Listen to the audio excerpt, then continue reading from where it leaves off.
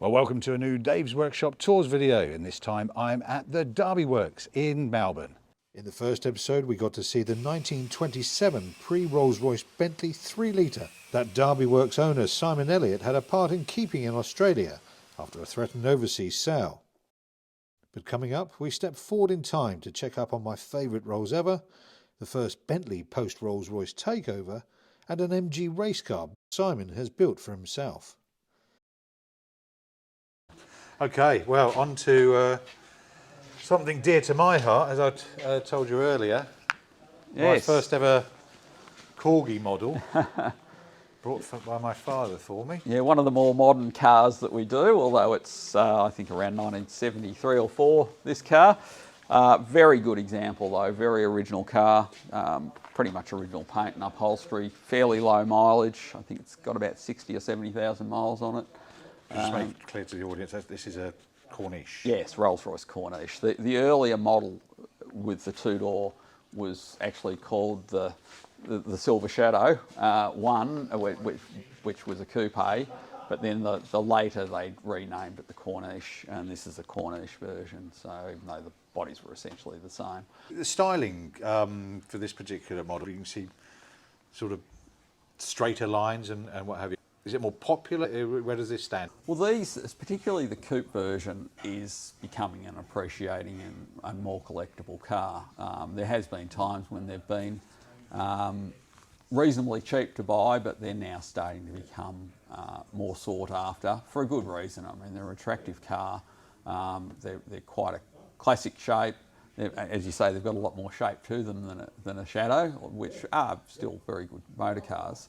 And you know, I've got a soft spot for these. The convertibles, while they're fun and they're nice, aren't quite the quality that these hard tops are. They tend to be a lot more flexible in the body and harder to maintain and have a lot more issues.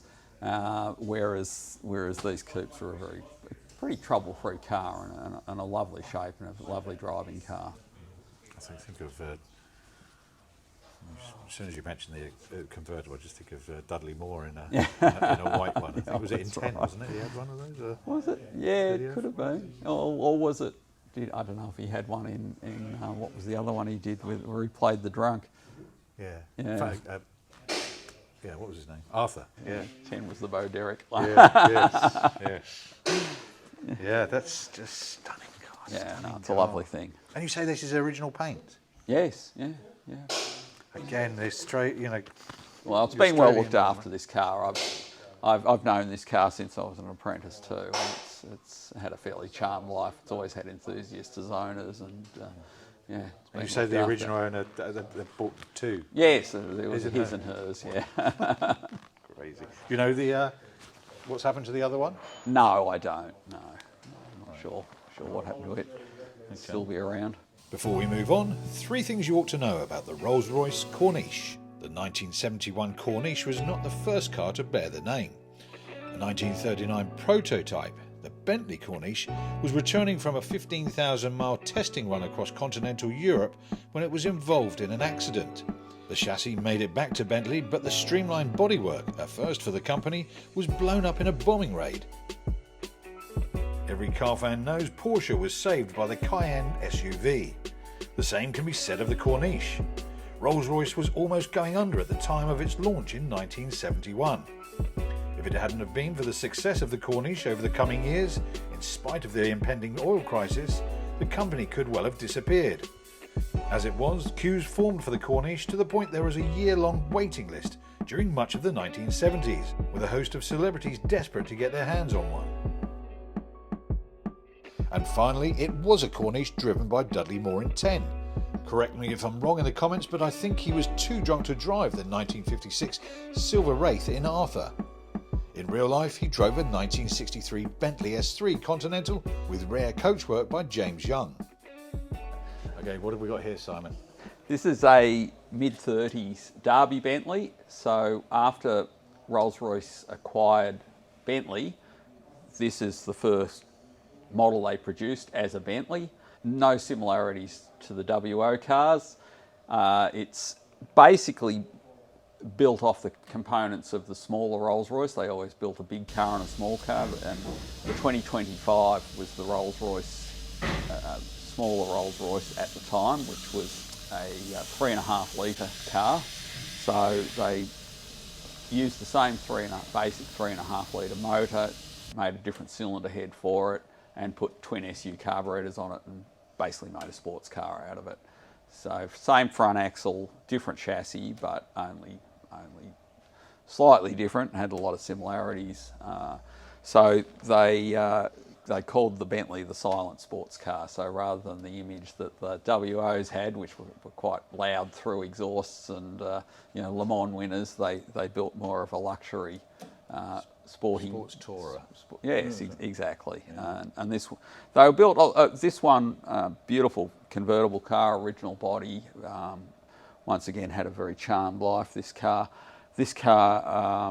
was originally owned by a captain in the Air Force, which was reasonably common that they've had captains or ranking people bought them and were the first owners of them. And this car it's been fully restored, but it was always well looked after original car. So it's had paint, upholstery, engine rebuilds, all the rest of it. Done by yourselves?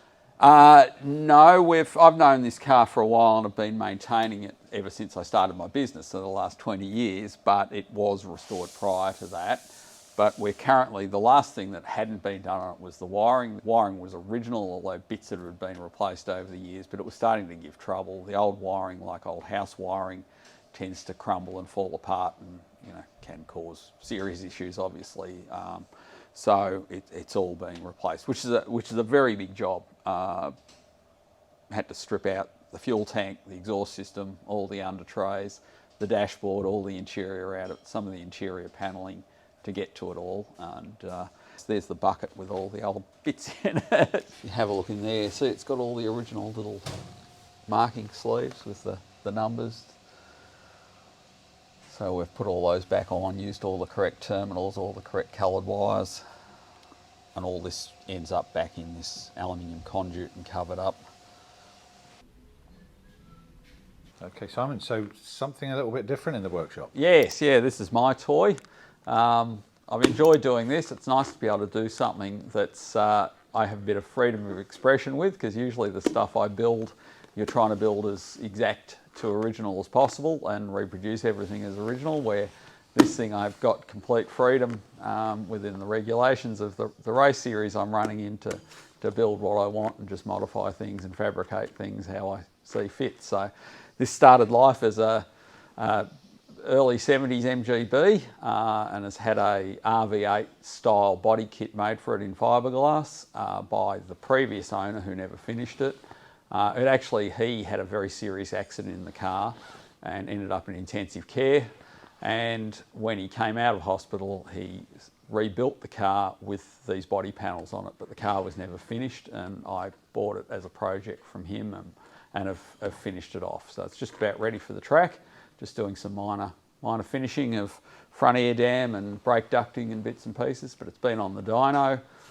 It's got 500 horsepower at the flywheel, weighs 980 kilograms, 6-speed sequential, New Zealand sequential gearbox, 5 litre, essentially Rover V8, but stroked and bored to 5 litre with aftermarket Wildcat cylinder heads and individual throttle bodies and Motec fuel injection. So it's fairly advanced for an MGB.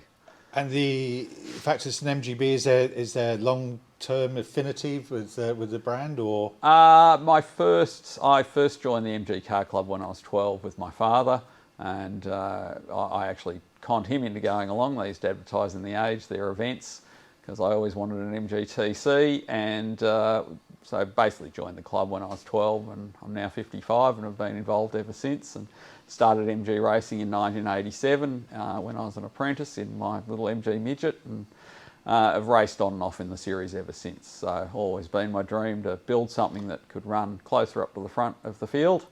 So hopefully this is it. And this kind of spec, how many will you be racing against this kind of There's car? There's various classes within MG racing.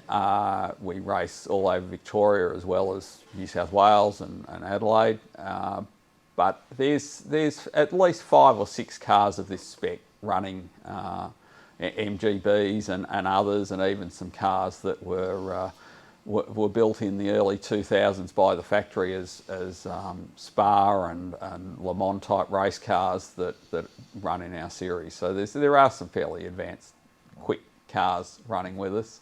Okay. They're not that far off the times of at certain circuits of something like a V8 supercar. They're the quickest cars in our class, so they're fairly serious. Yeah. And when do you hope to have this out on track? Hopefully testing in the next month, and first event planned for Sandown Historics in November. Wonderful. Okay. Well, Simon, thank you very, very much for having us along, and I'd love to come back and follow the progress of some of the longer term builds and see what's coming in the future. Yeah, absolutely, my pleasure.